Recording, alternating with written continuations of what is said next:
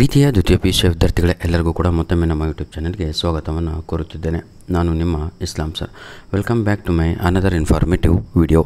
ಈ ಒಂದು ಪ್ರಶ್ನೆ ಪತ್ರಿಕೆ ನಮಗೆ ಕಳಿಸಿಕೊಟ್ಟಂತಹ ನಮ್ಮ ಗೆಳೆಯರಾದಂತಹ ಕಿಶೋರ್ ಕುಮಾರ್ SH ಅವರಿಗೆ ಧನ್ಯವಾದಗಳನ್ನು ತಿಳಿಸುತ್ತಿದ್ದೇನೆ.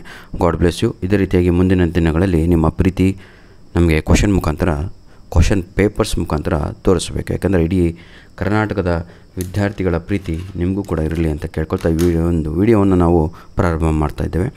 Part A. ಪ್ರೀತಿಯ ವಿದ್ಯಾರ್ಥಿಗಳೇ, ಪ್ರಥಮ PUCಯ ಅಕೌಂಟೆನ್ಸಿ ಕ್ವಶನ್ ಪೇಪರನ್ನು ಇಲ್ಲಿ ನಾವು ಅಪ್ಲೋಡನ್ನು ಮಾಡಿ ಕೊಡ್ತಾ ಇದ್ದೇವೆ. ಬಹಳ ಅಂದರೆ ಬಹಳ ಇಂಪಾರ್ಟೆಂಟ್ ಆದಂಥ ಕ್ವಶನ್ ಪೇಪರು. ಇದು ಪ್ರೀವಿಯಸ್ ಇಯರ್ ಕ್ವಶನ್ ಪೇಪರ್ ಅಲ್ಲ. ಯಾಕೋ ಹಿಂದಿನ ವರ್ಷದ ಕ್ವಶನ್ ಪೇಪರ್ ಮೇಲೆ ಬಂದಿದ್ದೀರಾ, ಈ ವರ್ಷದ್ದೇ ಹೋದರೂ ಈಗಾಗಲೇ ನಾನು 2 ಕ್ವಶನ್ ಪೇಪರ್ಗಳನ್ನು ಅಪ್ಲೋಡನ್ನು ಮಾಡಿಕೊಟ್ಟಿದ್ದೇನೆ ನಮ್ಮ ಪ್ರಥಮ PUC ವಿದ್ಯಾರ್ಥಿಗಳಿಗೆ. ಬನ್ನಿ. Use of common unit of measurement and common format of reposting promotes ಅಂತ ಇದೆ. ಇದಕ್ಕೆ ಸರಿಯಾದ ಉತ್ತರ ಬಂದು ಪ್ರೀತಿಯ ವಿದ್ಯಾರ್ಥಿಗಳೇ ಕಂಪ್ಯಾರಬಿಲಿಟಿ ಅಂತ ಇದೆ ಅಲ್ವಾ, ಅದು ಆಪ್ಷನ್ ಎ, ಅದೇ ಸರಿಯಾದ ಉತ್ತರ ಆಗಿರುತ್ತೆ. Question number 2. ಮ್ಯಾನೇಜ್ಮೆಂಟ್ ಅಕೌಂಟಿಂಗ್ ಅಂತ ಇದೆ. ಇದಕ್ಕೆ ಸರಿಯಾದ ಉತ್ತರ ಒಂದು ಈಸ್ ಅಕೌಂಟಿಂಗ್ ಫಾರ್ ಫ್ಯೂಚರ್ ಅಂತ. ಆದರೆ ವಿದ್ಯಾರ್ಥಿಗಳು ಕ್ವಶನ್ ನಂಬರ್ 2ಗೆ ಯಾಕೋ ಬಿ ಆನ್ಸರ್ ಕೂಡ ಬರೀತಾ ಇದ್ದಾರೆ. In an analysis of the past business activities ಅಂತ. ದಯವಿಟ್ಟು ಯಾರಾದರೂ ರ್ಯಾಂಕ್ ಸ್ಟೂಡೆಂಟ್ಗಳು ಅಥವಾ ಲೆಕ್ಚರರ್ಗಳು ನೋಡ್ತಾ ಇದ್ದರೆ 2ನೇ ಆನ್ಸರು ಏನೋ ಬಿನೋ ಅಂತ ದಯವಿಟ್ಟು ಕಮೆಂಟ್ ಮುಖಾಂತರ ತಿಳಿಸಿ. ನನ್ನ ಪ್ರಕಾರ ಆನ್ಸರ್ ಎ ಆಗಿ ಇರುತ್ತದೆ. Question number 3. A concept that a business enterprises will not be sold or liquidated in near future is known as dash ಅಂತ ಇದೆ. 3ನೆಯ ಪ್ರಶ್ನೆಗೆ ಸರಿಯಾದ ಉತ್ತರ ಗೋಯಿಂಗ್ ಕನ್ಸರ್ನ್, ಆಪ್ಷನ್ ಬಿ ಇದೆ ಅಲ್ವಾ, ಅದು ಸರಿಯಾದ ಉತ್ತರ ಆಗಿರುತ್ತೆ. Question number 4. Ledger book is popularly non as dash ಅಂತ ಇದೆ. ಪ್ರಿನ್ಸಿಪಲ್ ಬುಕ್ ಆಫ್ ಅಕೌಂಟ್ಸ್ ಅಂತ ಅದನ್ನು ನಾವು ಕರೆಯುತ್ತೇವೆ. ಆಪ್ಷನ್ ಬಿ ಇದೆ ಅಲ್ವಾ, ಅದೇ ಸರಿಯಾದ ಉತ್ತರ ಆಗಿರುತ್ತೆ. Cash sales are recorded in dash ಅಂತ ಇದೆ. 5ನೆಯ ಪ್ರಶ್ನೆಗೆ ಸರಿಯಾದ ಉತ್ತರ ಬಂದು ಕ್ಯಾಶ್ ಬುಕ್ ಅನ್ನುವಂಥದ್ದೇ ಸರಿಯಾದ ಉತ್ತರ ಆಗಿರುತ್ತೆ. ಈಗ ಫಿಲ್ ಇನ್ ದ ಬ್ಲ್ಯಾಂಕ್ಸ್ ನೋಡೋಣ ಮಕ್ಕಳೇ. Fill in the blanks by choosing the appropriate answers from the given brackets ಅಂತ ಇದೆ. ಹೌದಲ್ವಾ? ನೋಡಿ ಮಕ್ಕಳೇ, ಬೇಜಾರಾಗ್ಬಿಡಿ ಯಾರು ಕೂಡ. First year PUC economics upload ಮಾಡಿಕೊಟ್ಟೆ, first year PUC business studies upload ಮಾಡಿಕೊಟ್ಟೆ.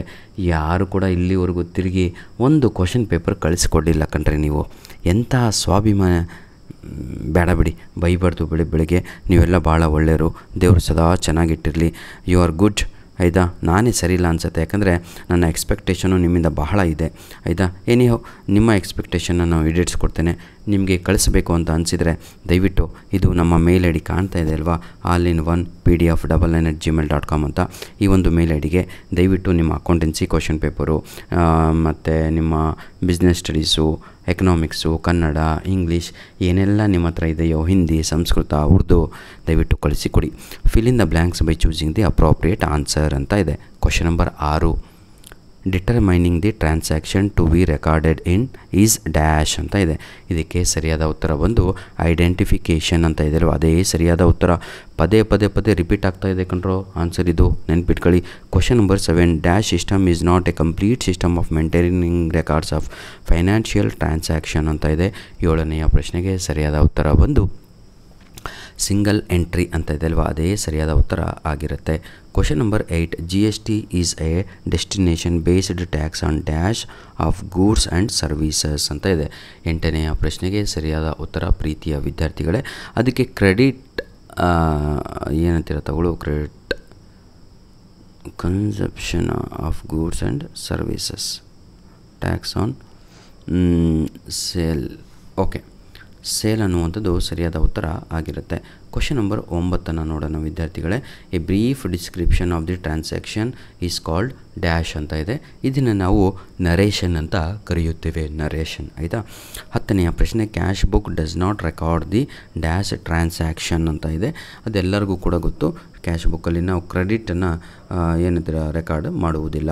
ಈಗ ಇದು ನಮ್ಮ ಮೇಲ್ ಐ ಡಿ ಕಂಡ್ರೋ, ದಯವಿಟ್ಟು ಕ್ವಶನ್ ಪೇಪರ್ ಕಳಿಸಿಕೊಟ್ರಪ್ಪ.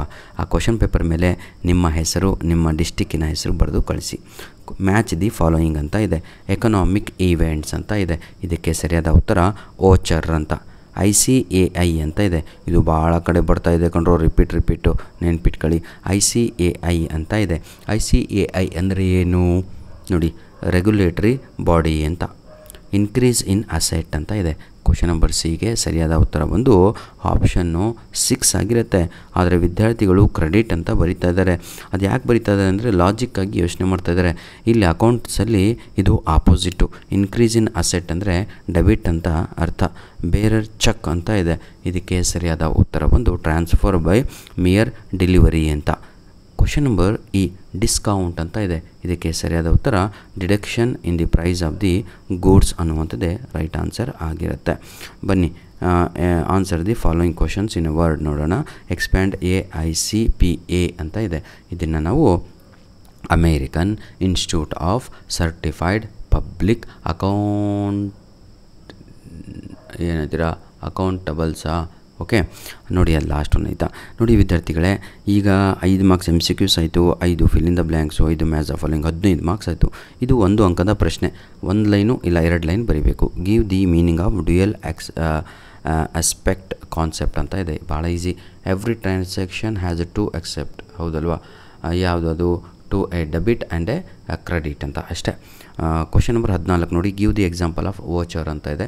ವೋಚರಿಗೆ ಕ್ಯಾಶ್ ಮೆಮೊ ಆಗಿರ್ಬೋದು ಅಥವಾ ಇನ್ವಾಯ್ಸ್ ಆಗಿ ನಂತರ ರೆಸಿಪ್ಟ್ ಆಗಿರ್ಬೋದು. 15ನೆಯ ಪ್ರಶ್ನೆ, what do you mean by debit balance ಅಂತ ಇದೆ. Debit balance occurs when the total of the debit side of an account is greater than the total of the credit side is called debit balance. Question number 16, what do you mean by petty cash book ಅಂತ ಇದೆ. Petty cash book ಅಂದರೆ is use to record small day to day expenses ಅನ್ನುವಂಥದ್ದು right answer ಆಗಿರುತ್ತೆ. ನಿಮಗೆ ಚೆನ್ನಾಗಿ ಕಾಣಲಿ ಅಂತ ಚೆನ್ನಾಗಿ ಪೇಪರನ್ನು ready ಮಾಡಿ ಇಲ್ಲಿ ಕೊಡ್ತಾ ಇದ್ದೇವೆ. ದಯವಿಟ್ಟು ಈ ಎಲ್ಲ ಕ್ವಶನ್ಸನ್ನು ರಿವೈಸ್ ಮಾಡಿ. ಎಕ್ಸಾಮ್ಗಿಂತ ಮುಂಚೆ, ಎಕ್ಸಾಮ್ ಆದಮೇಲೆ ಈ ಒಂದು ಕ್ವಶನ್ ಪೇಪರ್ ನೋಡಿದರೆ ಉಪಯೋಗವಿಲ್ಲ ಕಂಡ್ರೋ. ಅದಕ್ಕೆ ಕನ್ನಡದಲ್ಲಿ ಗಾದೆ ಇದೆ, ಕಾಲ ಚಿಂತಿಸಿ ಹೋದ ಮೇಲೆ ಫಲವೇನು ತಮ್ಮ ಅಂತ. ಕಟ್ಕೊಂಡವಳು ಹೆಂಡತಿ ಬಿಟ್ಟೋದ ಮೇಲೆ ಫಲವೇನು, ಇದ್ದಾಗ ಮರ್ಯಾದೆ ಕೊಡು ಅಂತ. ಕಾಲ ಚಿಂತಿಸಿ ಹೋದ ಮೇಲೆ ಫಲವೇನು ಅಂತ, ಹೌದಲ್ವಾ? ತಂದೆ ತಾಯಿ ಇರುವವರೆಗೂ ಅವರಿಗೆ ಮರ್ಯಾದೆಯನ್ನು ಕೊಡಪ್ಪ, ಅವರಿಂದ ಆಶೀರ್ವಾದವನ್ನು ಪಡೆದುಕೋ. ಸತ್ತ ಮೇಲೆ ಗೋರಿಯ ಮೇಲೆ ಅಥವಾ ದೇವಸ್ಥಾನಕ್ಕೆ ಹೋಗಿ ತಂದೆ ತಾಯಿಯನ್ನು ನೆನೆಸಿ ಅಥವಾ ಗೋರಿಗಳಿಗೆ ಹೋಗಿ ತಂದೆ ತಾಯಿಯನ್ನು ನೆನೆಸಿದರೆ ಉಪಯೋಗವೇನು ಅಂತ. ಧನ್ಯವಾದಗಳು. ನಿಮ್ಮ ಪ್ರೀತಿ ವಿಶ್ವಾಸ ಸದಾ ನಮ್ಮ ಜೊತೆ ಹೀಗೆ ಇರಲಿ. ದಯವಿಟ್ಟು ನಿಮ್ಮ ಪ್ರಶ್ನೆ ಪತ್ರಿಕೆಗಳನ್ನು ನಮ್ಮ ಮೇಲ್ ಐಡಿಗೆ ಕಳಿಸಿಕೊಡ್ರಪ್ಪ. ಬೇಜಾರಾಗ್ಬಿಟ್ರೆ ಕಂಡ್ರೋ, ನಾನೇನು ನಿಮಗೆ ದುಡ್ಡು ಡಿಮ್ಯಾಂಡ್ ಮಾಡ್ತಾಯಿದ್ದೀನೋ, ಮೆಂಬರ್ಶಿಪ್ ಆದರೆ ಮಾತ್ರ ಅಂತ ಹೇಳ್ತಾಯಿದ್ದೀನೋ, ಇಲ್ಲ ಕಂಡ್ರೋ. You all are good children. ದಯವಿಟ್ಟು ಅದನ್ನು ಮಾಡಿಕೊಡಿ ಅಂತ ಹೇಳ್ತಾ ವಿಡಿಯೋನ ಇಲ್ಲಿಗೆ ಮುಗಿಸ್ತಾ ಇದ್ದೇವೆ. ಧನ್ಯವಾದಗಳು. All the best my dear children. God bless you all. ಇದೇ ರೀತಿಯಾಗಿ ಮುಂದಿನ ದಿನಗಳಲ್ಲಿಯೂ ಕೂಡ ತಾವುಗಳು ನಮ್ಮ ಒಂದು ಯೂಟ್ಯೂಬ್ ಚಾನಲ್ಗೆ ಸಹಕಾರವನ್ನು ನೀಡಬೇಕು. ನೋಡಿ ವಿದ್ಯಾರ್ಥಿಗಳೇ, ನಿಮ್ಮ ಒಂದು ಪ್ರೀತಿ ಸಹಕಾರದಿಂದ ನಮಗೆ ಒಂದು ಸಿಲ್ವರ್ ಪ್ಲೇ ಬಟನ್ ಕೂಡ ಬಂದಿದೆ. ಅದನ್ನು ಈ ನಿಮ್ಮ ಮಿಡ್-ಟರ್ಮ್ ಎಕ್ಸಾಮ್ ಆದಮೇಲೆ ಅನ್ಬಾಕ್ಸಿಂಗನ್ನು ಮಾಡಿ ಒಂದು ವಿಡಿಯೋನ ಅಪ್ಲೋಡನ್ನು ಮಾಡಿಕೊಡ್ತೇನೆ. ಯಾಕಂದರೆ ಅದು ನಿಮ್ಮ ಪ್ರೀತಿ. ನೀವು ಕೂಡ ಬ್ಯುಸಿ ಇದ್ದೀರಾ ಈಗ ಎಕ್ಸಾಮಲ್ಲಿ. ಅದನ್ನು ನಾನು ಎಕ್ಸಾಮ್ ಆದ ತಕ್ಷಣ ಒಂದು ವಿಡಿಯೋ ಮಾಡಿ ಏನಂತೀರ ತಾವುಗಳು ರಿಲೀಸನ್ನು ಮಾಡಿ ಕೊಡ್ತೇನೆ. ಧನ್ಯವಾದಗಳು. ಗಾಡ್ ಬ್ಲೆಸ್ ಯು ಆಲ್ ನನ್ನ ಪ್ರೀತಿಯ ವಿದ್ಯಾರ್ಥಿಗಳೇ. ದಯವಿಟ್ಟು ಒಂದು ಲೈಕ್ ಬಟನ್ನು ಹಾಗೂ ಒಂದು ಕಮೆಂಟು ಕಾಯ್ತಾ ಇರ್ತೀವಿ. ಈ ವಿಡಿಯೋದ ಡಿಸ್ಕ್ರಿಪ್ಷನ್ ಬಾಕ್ಸಿನ ಕೆಳಗಡೆ ಇಂಗ್ಲೀಷ್ ಎಕ್ಸಾಮ್ ಯಾರಿಗಾಗಿಲ್ವೋ ಅಂಥ ವಿದ್ಯಾರ್ಥಿಗಳಿಗೆ ಎಕ್ಸಾಮಿಗೆ ಬರುತ್ತಲ್ವ ಗ್ರಾಮರು ಫಿಕ್ಸು, ಆ ಗ್ರಾಮರಿನ ಲಿಂಕನ್ನೇ ನೀಡಿರ್ತೇನೆ, ಉಪಯೋಗಿಸಿಕೊಳ್ಳಿ. ಧನ್ಯವಾದಗಳು.